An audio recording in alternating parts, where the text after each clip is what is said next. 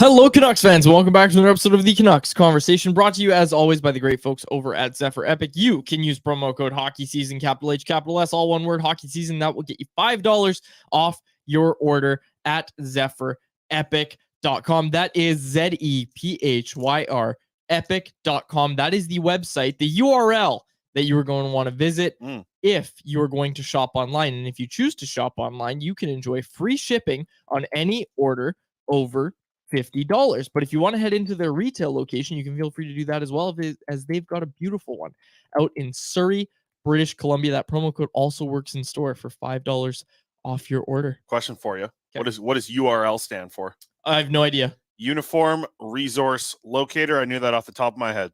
I know www. I don't know why I said it like that. World Wide Web? Yeah. Yeah. Well, that's simple stuff here. All right, let's get to it. Pax, we got a big show, quick show today. Yeah, quick show today. Busy. Aaron can't get out of here quick enough. Can't get off this show quick enough. You stop mistreating Aaron. All right, here we go. Young Guns. For me, we got the extended series again here. Young Guns of Justin Kirkland. UD Canvas. Young Guns. Love the UD Canvas. Shout out to Zephyr Epic. And the Zephyr Epic's got the Pokemon 151. This is a big deal. The original 151 getting another re-up here into the system. Check that out over on ZephyrEpic.com. It's a big pack, and they got a big giveaway we just saw too. They're giving away a bunch of these boxes of them. Check it out on the Instagram there. Zephyr Epic, good folks there. Yeah. I pulled a Steven Stamkos. He's wearing the All-Star Game jersey. Nice. It's pretty sweet. No insert. No, my insert was Frank Vachano, UD Canvas. Okay. Cool cards over at Zephyr Epic. You can go get some yourself. Like I said, ZephyrEpic.com. The Spencer Martin Columbus Blue Jackets card should be coming out soon. Listen, no messing around today on the show. No, and let's start. Well, odds and ends is kind of where we'll get to Spencer Martin, but obviously that's kind of the news of the day is that Spencer Martin was claimed on waivers, so there goes a contract. The preseason, we have to break down this preseason game. I'll say one thing actually. Out the guys see people in the chat. Yeah, I had pancakes again last night. And you cleaned it up. You sent me a picture. Actually, I don't check my Snapchat often, but I checked it about 20 minutes ago, and you snapped me at 1:30 in the morning, and you were like, "I cleaned it up too," and I was proud of you. Wiped everything down. Yeah, we made your apartment a better place. Yep. Okay. Let's go. The preseason game Thursday night in Seattle. Yep. Your thoughts? Well, where do we want to start? 3-1 loss. Rick Tocchet with a pretty good post-game availability. Too unfortunate that a lot of fans weren't able to take it in. I got to watch the whole game, so it was a decent little broadcast there. Shout out to the folks on Kong. Kong. Kong over there. Good broadcast. Man, Canucks sure look like they're getting outplayed quite a bit in terms of offensively, like creating things in the offensive zone. They're really struggling that way. And you could say that their defensive play is getting a little bit better for sure, but they're still missing like some fight. They're late to every board battle. They are sloppy with the puck again. It's preseason, and that's why we're not breaking it down too much. But everything Tocchet said last night, like this stuff isn't just us being negative. It's coming from the head coach, and he's absolutely right. Yeah, let's hear. We got to. Yeah, let's let Rick Tocchet break down. Let's hear. This is Rick Tocchet here. Our first clip on the learning lessons in preseason. He's talking about the board battles, and these guys. He knows it's preseason. We all know it's preseason. Preseason, we got to be grittier on the walls to win those battles. I mean, guys like Tanev, he's not a big guy, but he wins a lot of battles. So we need a little more effort, compete. I know it's early, but that's the message. And a couple of guys, I think. I don't want to say they're out of shape, but the pace of it maybe was a little too fast. So it's a learning lesson, I'll tell you that. Yeah, and there was a learning lesson last year in Seattle. Remember Rick Tocchet's second game when he called, what did he call the team, soft, was it? He said, you don't want to call your team soft, and then he called them soft. Yeah, I mean, it was our first look at Thatcher Demko as well. I don't know if you want to do your little goalie thing here and talk about that. I thought he was pretty damn good. He got thrown right into the fire. Sure did. I mean, that first period, he was excellent. There was a lot of scoring chances against him that way. And I just think the overall thing was just a lack of Rick Tocchetness, You want Tocchet's going to want his guys to go through a wall for him. And I know he praised Phil Di Giuseppe. We'll get to that clip in just a second here. But he's got to get that from Podkolzin. Joshua, I thought, was a little bit more physical, had that huge hit early on in the game, so that was nice to see. But not a lot of players were just like meh in the game. Like, I didn't think any were like really bad, any were really good. I think Christian Wolanin had some some downtime, especially early in the game. He had a couple of fan passes trying to break out of his own zone. One resulted in a scoring chance the other way. The other one resulted in Vasily Podkolzin taking a penalty. And that's, man, Podkolzin sure isn't playing to the standard of winning a spot on this team right now, right? No. He's not doing that. We're going to talk about bubble guys in a little bit here. But I did like, and it's hard to talk about Archie Bains right now because like the expectations are much lower for Archie Bains in my eyes than they are for Vasily Podkolzin or Dakota Joshua. But like Bains is doing everything the right way, at least. Like at least he's a player who I think you have a little bit lower expectations. Like I don't think he's starting the season in the NHL, even though Dave Hall wrote a very good article at Canucks Army, his debut article with us at Canucks Army. I thought he did a really good job with that. I don't think the expectations are him to make the NHL lineup for the first night, but he's really playing above the level of expectation and having the effort level, throwing the body around, having a good stick. I think Archie Bains is one of the guys who impressed yesterday in my eyes. Yeah, so there's some specific questions in the chat from Jesse Town is asking, how is Miller and more specifically Besser? Was he battling? Both were bad. Both were bad. Yeah, I thought so. JT Miller, Brock Besser, both of them looked like they were fighting the puck a little bit last night. How much of last night was attributed to that being the Canucks top line instead of Elias Pettersson being the Canucks top line? Yeah, because we talk about Elias Pettersson as this two-way force.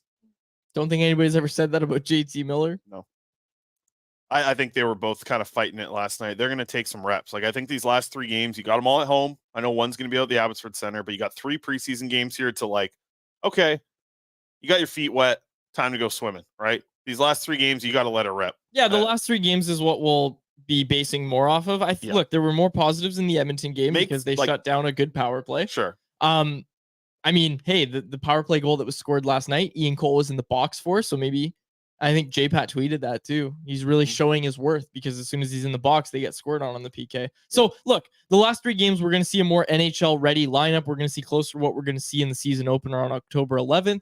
So that's kind of what I'm watching for is, okay, how do you do in these final 3 games? And I think it is time to just play your lineup now, right? If you're the Canucks, you point, have to. Have to at this point. And I think with that is going to also come the team. My expectation is they make some cuts tomorrow morning, Saturday morning. I think you make some cuts. With AHL training camp less than a week away now, that's going to get going. And I think last year was a little bit difficult for the AHL training camp because there were some cuts that were so late. They didn't make a bulk of their cuts until very late to the season. So some of these guys weren't able to get a full training camp with Jeremy Colleton. And hey, Colleton's going to run a good camp out there. Chilliwack. He's going to have his guys out there in Chilliwack. They good folks in the valley out there at Chilliwack. I just think that it's time to really turn things up here. And I know that it's still preseason, but I don't think you can make the same excuses in game 4 of the preseason as you can in game 1. Or game 3. And especially when I just think the way that the preseason's set for the Vancouver Canucks is 3 home games to wrap it up. Like really count this. Quads, you know how a sprinter, when a sprinter's running a 100-meter dash, they don't stop right at the line. They keep going a little bit. You're right. You're almost getting the opposite here. You're getting a little head start into the season. Everyone else is in their stance. Canucks, they got to get a little bit of a jog going into. Let's be honest, Seattle didn't have like world beaters in the lineup last night. No, I know. Like this idea that, the Canucks only sent JT Miller, Brock Besser, and some other NHLers there, but it'll be different. Like, it might be different. But I don't know. Like, did you see much that last night you were just like, yeah, okay, there's something there. There's something to build off of. Sure. Because I think we said that after the Edmonton game was that, hey, there's something to build off of there. I don't know. I didn't see anything. Like, what's your most positive take about Thursday night aside from, well, the lineup's going to be better on Saturday? I think Phil Peronic was solid, very solid. I think him and Ian Cole looked like a pairing that I can get down with for sure. Like that's like going to be your NHL second pairing, I right? think so. And I think Phil Peronic showed a lot on Thursday night of being able to defend well. But I mean, he's not an overpowering physical guy, but he's physical. Like he is physical. I think it's something to talk. It's going to really like with Phil Peronic. And I think Ian Cole, I like him too. I like him and Matt Irwin pushing guys around, not letting guys around the crease. I like that kind of stuff. I mean, I'm the head of the Matt Irwin fan club. He was pushing guys around. He doesn't like guys around the crease. I like a little bit of that in the lineup. We're going to miss Kyle Burrows, of course, from last year. And he did a lot of that for the Vancouver Canucks. I think Matt Irwin can kind of fill that role. I thought Connor Garland played pretty well last night. Yeah, I thought Garland had some good and some bad. Pius Suter looks like a solid third line center. Like, you've been dying for someone in that position to be competent in their own end, while also providing something resembling offense. It didn't happen with Jason Dickinson, and everybody hoped it would. And now you're really hoping that it happens with Pius Suter. Yeah, I like what I've seen so far from Suter. I really like, man, I just hope that they end up having a consistent play throughout the regular season between Bluger and Suter. I think that could be really good for the team's defense. Moving forward here, Spark says, I like both Irwin and Cole. Yeah, it's just like old school, old style guys who are going to bring something to the line. You know what you're getting from them every night. And I like that about those two. And you brought it up. Yeah, Cole on the penalty kill. It's been cool. And we just listened to it. We're going to have some clips from it later as well. Frank Saravalli, buddy of ours, Wednesday regular on the show. He had a conversation with Ian Cole, Thatcher Demko, and Rick Tocchet. So we got something from the Rick Tocchet stuff later. Ian Cole's just I like hearing from Ian Cole. Are you tired? Good vibes right off the top. You tired? No. Oh, you seem a little tired. No, I just I'm not screwing around. You're not today. fired up No, about frankly speaking? Nope, not screwing around. Rick today. Tocchet telling the story of having to get calmed down at 2 a.m. on a street corner in Vancouver. I loved that story. It's up on Canucks Army. We broke it down. If you don't want to listen to the whole episode of Frankly Speaking, we have an article about it up on Canucks Army right now. But I loved that. I loved him talking about his coaching staff. And hey, I don't mean it to be 2 days in a row that I'm talking about how much I love Rick Tocchet, but I really liked how he kind of said, like, I reeled it in. What do you think about this take here from Amish Space Force in the YouTube live chat? Let's hear it. YouTube live chat. Pius Suter reminds me of Brendan Morrison. Okay. A little more pace, I think, in Morrison's game. I think that's the thing. Suter looks like he's got a little. I used to think Morrison could skate. Like he could really. Yeah. He had the four-way mobility that you really liked. Suter, I haven't seen him enough yet. Yeah, exactly. I do like the way that he plays with the puck, and I like the way that Suter, just in the game we've seen of him so far, like he's good at disrupting the puck. He's good at disrupting a possession, and those kind of things in the neutral zone are very important to a team. Had it on the goal here. It's a good pull, Aaron. Aaron's got it up on the YouTube here. This is exactly what I'm talking about. Like disrupt the puck there. That's Beauvillier, and then Suter picks it up and just continues puck going the right way, makes a good pass. What are you laughing about? You just look at him disrupt the puck. Okay, that's Beauvillier. That's what I'm saying. Beauvillier disrupts the puck, but who's there to turn it over and gain possession? Yep. Suter. You're right. Good stuff. Yeah, absolutely. That's going to be the third line, and right? I think that's a takeaway we can have. It's Garland, it's Suter. That's a great take. Yep, absolutely. Yeah. But we've been saying that for. Does Nils Höglander, you think opening night, like where's Ilya Mikheyev? I don't think he's playing. Do you think he's going to be in there for opening night? Like I guess we still have some time. We still have 12 days. But I don't know. Like I guess Nils Höglander so far hasn't done enough to be in that spot for sure. If Mikheyev's healthy, I don't know. And that's the thing. But that's too early for that. That is the question, though. Is how healthy does Mikheyev have to be to take the spot from Höglander? Yeah, right. Because I think Höglander is going to have that spot until that there is no. I mean, there's always chance for re-injury, but I think you want to get to the point where you're feeling comfortable playing Ilya Mikheyev. I don't think the Canucks need to rush this at all with him. He's going to be a boost in the lineup. He's going to be a boost to your top line when he does get there, but it's like Nils Höglander isn't going to hurt that line, and I don't think he's hurt that line throughout the preseason here. I think he's been fine. He hasn't been good, but he's done enough things in the games to have these moments where you're like, he could fit here. He could play on this line. It's kind of a shame Ilya Mikheyev got shut down, like what seems now in retrospect, like 3 weeks too late. Like they shut him down with the idea of, he needs to be 100% ready to go for the season. Yeah. And here we are. It just sucks because what happened in those 3 weeks? They got some new guys running the medical stuff in that organization now, I think. I wanted to throw this out. There's a guy who's played a couple of games in the preseason and I think has dropped their stock more than anybody. I'm curious if we have the same name here. I want to hear yours first. Whose stock has dropped significantly through the first couple of games? Vasily Podkolzin. Okay, I was going to go with Noah Juleson. Oh, that's a good one. You know what? That's better than Podkolzin because Podkolzin, at least, and sorry to cut you off. Tocchet's still speaking about Podkolzin like, man, I'm rooting for that guy. Like, I really want that guy to succeed. You're not hearing the same about Noah Juleson, right? No. And we always hear about the work ethic from guys like Miller talking about Podkolzin, the head coach talking about Podkolzin, always saying this guy's work ethic is through the roof, and we really want him to just get it. No, I mean, I really liked your line the other day about the Gordon Ramsay talking to kids and talking to adults on the show. Amrit says Wolanin. I think Wolanen's had some. You know what the thing? It's tough with Wolanin because he's had some struggles with the puck in his own zone. But one thing I've really liked from Wolanin is his puck possession in the offensive zone is excellent. Like, it is very, very good. And I think a lot of people used to say that about Jack Rathbone, but Wolanin's is better. Like, Wolanin can make the passes, he can get pucks on net. He just needs to kind of be in the offensive zone. It's not like he's horrible. He just hasn't shown well. I still think he's the guy who's going to win the job. And we'll talk about that a little bit here. Let's transition into it, actually. After, I got one more clip here from Rick Tocchet talking about a guy who I think is like, his stock was already really high in Rick Tocchet's books, but I think he's improved it throughout the training camp here, talking about Phil Di Giuseppe. So let's hear the clip here from Rick Tocchet on PDG and winning battles. I thought Di Giuseppe worked his ass off. He was good forechecking. He's trying to win a job. He's not. I love guys like that. So, but it's it's a little wake up call for a couple guys. This is a tough building to play in. You got to win some battles. Can't play at the end of your stick. Di Giuseppe. I love how he said that. PDG. Yeah, I should have gone with PDG. Friend of the show. Also, I have to ask Rick talking about his snapping spaghetti. That video. Oh. I wonder if he's outgrown that.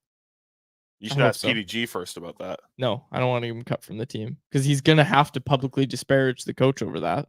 I think they're boys, those two. I think they like each other. PDG, like, he was one of the forwards, and Tocchet just spoke about it, that stood out in terms of actually being the first on pucks. Like I just said, they looked slow. They looked like they were late on every single puck battle. Even the goal that we showed. Yeah. Bovili was late getting there. Like, he was still going in hard.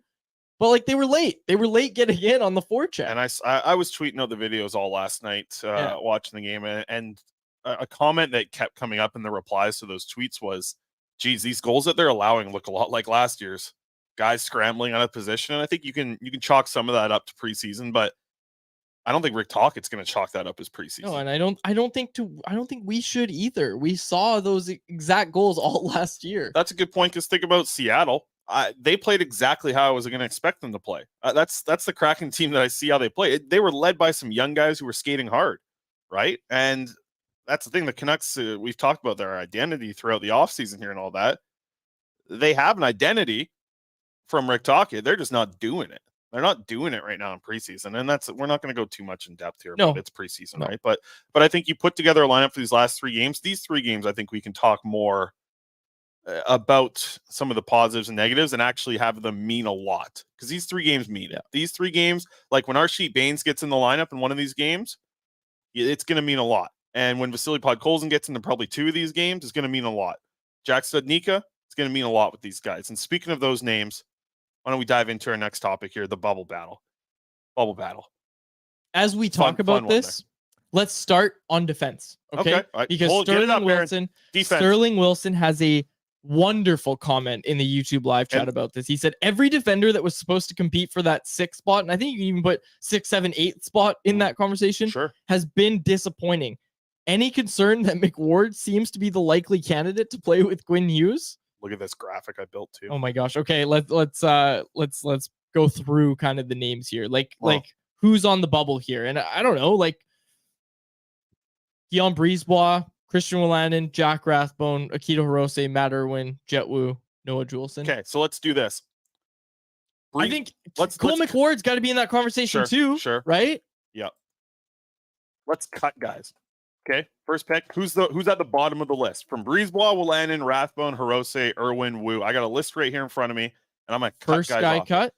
You do a cut, I'll do a cut. We'll get down to 3. And that'll be our 3 for the team. Jack Rathbone. Jack Rathbone is your first cut. I'm gonna go with Jet Wu being my cut. I'm going to go. I'm torn. We're playing it out. We're GMing here. Yeah. Noah Juleson. Juleson. Yeah. I'm going to cut Hirose. Okay.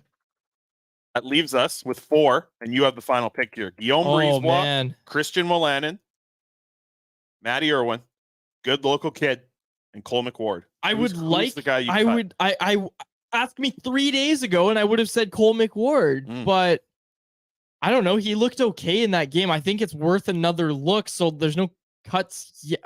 Pressure's on, Quads.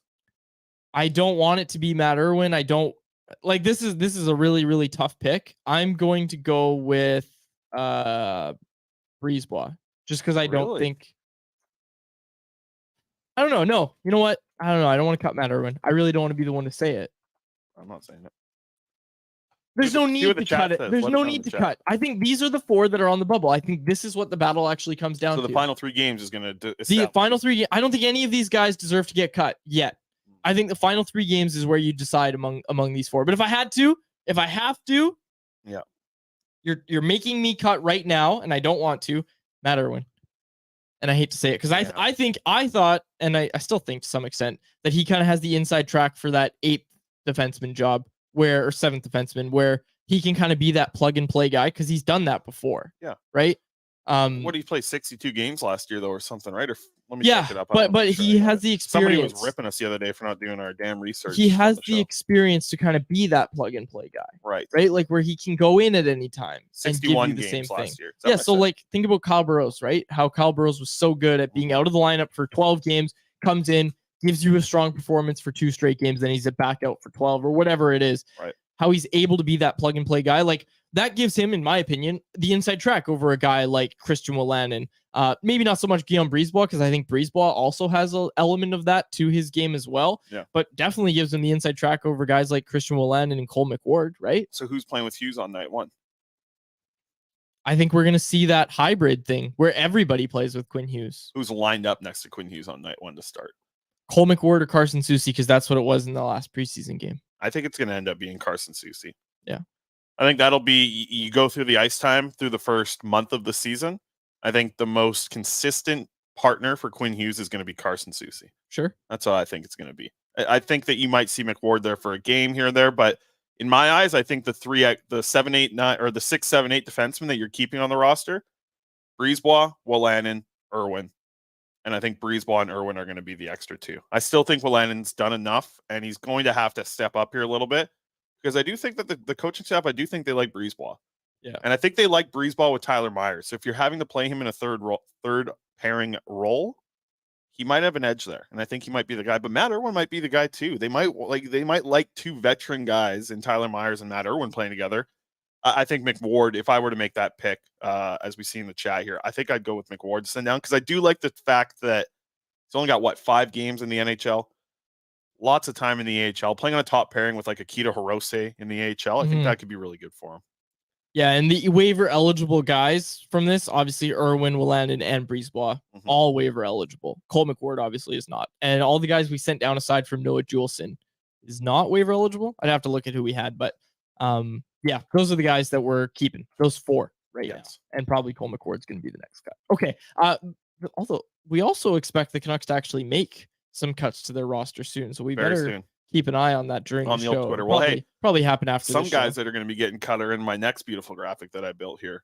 The bubble forwards. Let's talk about the forwards on the bubble, because this is, I think, another thing that's been disappointing is who the hell's out here stealing the job? Who the hell's out here making a case? It's been a very underwhelming bubble battle. Bubble battle, yeah. It's like a water gun fight. No, and I think that was the strange thing about going into this camp. That was one of the things we were pretty excited about. Why'd you put Linus Karlsson on this graphic? Why not? Because he led the AHL in goals last year, and they not winning a job on the NHL roster. You and everybody else in the world is so mean to poor Linus Karlsson. He plays tough. It's nothing against him personally, but he is not going to be a 4th line winger on this team. Why not?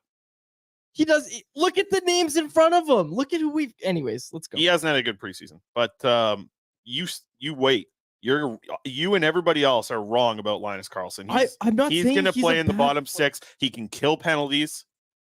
You don't get this. You just think he's this flashy guy from Sweden who shoots the puck. No, he stands around the net. He's a gritty player, man. I feel like you're putting words in my mouth. No, you and everybody else. You guys are all in the same camp here. But I think the one guy that kind of sticks out above the rest here in this graphic specifically that I've built, and we're talking all the guys on the bubble, it's Phil Di Giuseppe. I don't think he's as much on the bubble as everybody else. And it might just be because the coach absolutely loves him. Okay, let's do the same game. Out of Vasily Podkolzin, Dakota Joshua, Linus Karlsson, Phil Di Giuseppe, Niels Zaman, Jack Studnicka, Arshdeep Bain, Sheldon Dries, Niels Höglander. What are we getting down to? 4? Let's go down to 4. Yeah. Okay. So I'll go first. Linus Karlsson. You're going to go with Linus Karlsson is going to be your first cut. Yeah. Man, I think I'm going to go with Baines. I think he's not. I don't think he's going to get the NHL call just yet. Really? So that leaves us with Vasily Podkolzin, Dakota Joshua, Phil Di Giuseppe, Niels Amon, Jack I'm Studnicka, cutting Sheldon Dries, and Niels Hugson. Sheldon Dries cut. Okay, so he's heading down to the A. Yes. From here, I'm going to cut Niels Amon. Sure. So that leaves us with Podkolzin, Joshua, PDG, Studnicka, and Huglander. Podkolzin, get him your guy. to the AHL. And for the reasons, there's going to be people on YouTube that watch this for the first time and rip me. We broke it down a lot yesterday, and you broke it down. The prospect guy broke it down why regular deployment is a good idea in the AHL for Vasily Podkolzin. True. So our bubble battle results, the 4 forwards that we kept, Joshua, Di Giuseppe, Studnicka, and Huglander. The bubble defenseman that we kept, Breezeball, Wolanin, and Irwin, right? Who did we cut there at the end? McWard? McWard. Yeah. Okay. And let's be honest, if Ilya Mikheyev's healthy, we're getting rid of one of Jack Studnicka and Niels Huglander, Probably right? Studnicka, I'd think. They don't want to lose Huglander on waivers. Yeah, so absolutely. Probably Studnicka at that point. Which is a shame because he had a really strong preseason. Okay, well, it was a fun little bubble thing. That was fun. Yeah. Who I don't know. Who? Did you expect Dakota Joshua to be in this conversation? Because we just talked about how Di Giuseppe's the front runner. I didn't expect that. I thought Dakota Joshua would be the front runner in this conversation. Yeah, no, I'm with you there too. I think that the coach spoke really highly of him. Obviously, he didn't like the shape that he came into camp in as. And Studnicka, I mean, he looks like he took his off season a little too seriously. And I think that's a good thing. Studnicka's here to play. And yeah, I think he'd be the guy to go if Mikheyev's back and healthy, but I think we'll have to see. Like, man, I really do think if Studnicka has a great finish here to the preseason, he could take the job from Joshua, because I do still think the job is going to be Joshua's on that fourth line to kind of bang it out. Maybe Phil Di Giuseppe is there as well. Or as like the 13 forward, it could end up being Joshua because he can play some center. Let's not forget that. Studnicka can too, though. So these final 3 games, if Studnicka impresses more than Joshua, you might see Joshua on the outside looking in of the NHL roster for opening night. And I'm not talking lineup. I don't think he's going to be. We'll have to see how it kind of shakes down at this point, but we'll see. Okay, we got to get out of here. Odds and ends real quick here. Spencer Martin claimed on waivers by the Columbus Blue Jackets. The Blue Jackets have some uncertainty in their crease. Obviously, we all know what happened with Elvis Merzlikins last year. We had a really down year. Daniil Tarasov is currently out with a knee injury. Has really limited his ability to be kind of around at training camp. So for Spencer Martin, like, this is the best case scenario for the Canucks and for Spencer Martin, because now in Abbotsford, you've got Nikita Tolopilo and Archie Silov splitting starts, which is exactly what this organization wanted. You've got Casey DeSmith, who looked good in Edmonton as your regular NHL backup. He's a step up on Spencer Martin. But for Spencer Martin, he's a guy that now gets a chance to go prove himself again at the NHL level. And happy for him. We're very happy for Spencer Martin. Always been very, very nice to us. Very nice to talk to in the room. Gave us that exclusive about his mask. I was speaking to the BCIT kids when I was up in Penticton, giving back to good folks at BCIT, talking to the kids, and they listened to the show too. They were saying a couple of them did. I don't think all of them did. But they asked, I think, who's the nicest guy in the locker room? This guy, Spencer Martin, nicest guy in that locker room to deal with. Who is it now? Quick. Don't think about it. Aiden McDonough. Oh, fair enough. Yeah. Nicest guy in the room. Him and Jack. So the 2 guys that are probably going to Abbotsford. I mean, they're gonna have a real friendly room out there in Abbotsford. Yeah, it's gonna be a good group, man. It's always a good vibe out in Abbotsford. You know it is. Yeah, you hit Lou's up before you get those peanut butter wings. Who's the nicest to deal with in the Canucks locker room? Vancouver. I get along extremely well with Pedersen, so I like Me dealing too. with Pedersen. But he's not everybody. the answer. He doesn't love. No, he's not nice to he's nice to us, but he's not nice to everybody. It's not the answer. Sorry, Petey. It's Dakota Joshua was very nice. Yes, he is. He's a very nice to deal with. Unless. No, I'm just joking. No, he's great to deal with. I guess we're not going to get to the talk at coaching staff. We got to tightly. You got a meeting. We got to get meeting, moving right? here. Big meeting you got here. It's Aaron that has the meeting. Oh. Anyways, I didn't want to throw Aaron under the bus because I know he's on the edge. He's hanging on by a strand on this show. Let's get moving. Get moving. Betway. Right. You prepped the bet today. I did one show prep this week, and I'm done for the year. Let's go. Betway, September 29th. A baseball bet. Yeah, baseball with bet. The Jays and the Rays. My Mariners are still in it, baby. Here we go. Vladimir Guerrero Jr. to hit a home run. Plus 400. You put a $10 bet down on Betway. $10 bet's going to return you 50. Aaron Savale quads. He's on the mound for the Rays. What do you think about Aaron Savale? Hasn't he been bad in his last few starts? Bingo. Last 6 starts, he's got a 6.67 ERA, and Vladdy hasn't hit a bomb over his last 3 games. What do they call that? Perfect storm. Perfect storm. Thank you very much. So perfect storm, Vladdy for the home run. $10 going to return your 50 over on Betway. Betway. Great folks over there. Pay all the bills. Betway. Play responsibly. 19 plus to play. 19 plus to play. Okay. We'll wrap it up there. Yeah, excited for the weekend and BC Lions tonight. Get the claw up there. Roar like never before. Get the claw up, Quads. Jeez, these are words. You telling me to growl? No, I was going to say grab the claw quads. Say that 10 times fast. Grab the claw quads. Grab the claw quads. Grab the claw quads. Grab the claw quads. Thank you for listening to another episode of the Canucks Conversation. For our producer, Aaron Bordato, a name you can trust, David Quadrelli. I think that's a name you should not trust. And myself, Chris Faber. We'll see you on Tuesday. Tuesday. Monday's the day off. Why? Holiday. No, it's not. Yeah, it is. Oh, yeah, it is. Holiday on Monday. Come on, man. Tuesday. Holiday on Monday. We're back on Tuesday, 1:30. You were throwing me off because your wedding's on Thanksgiving. So I'm like, oh my gosh. Like, is your wedding this weekend? Because I booked the wrong ferry. No. Holiday Monday. Everybody enjoy the long weekend. Stat for everybody. We're taking it as well. And we'll be back on Tuesday. All right, you do your little thing. I forget how you close this thing out. Can I quickly just say, sorry, Aaron, I know you got to go, but it's National Truth and Reconciliation Day. Get out of here quicker. It's Truth and Reconciliation Day. I just want to say, and I know some people disagree with this, the BC Lions logo right here, the one that I'm holding in my hand, the regular logo for the podcast listeners, the one that they have with the Indigenous artwork. The Canucks have Indigenous art as their kind of as their main logo. Mm-hmm. I like that one better. Like, I think that's a better, and the Canucks announced today as well. Thanks for getting that up, Aaron.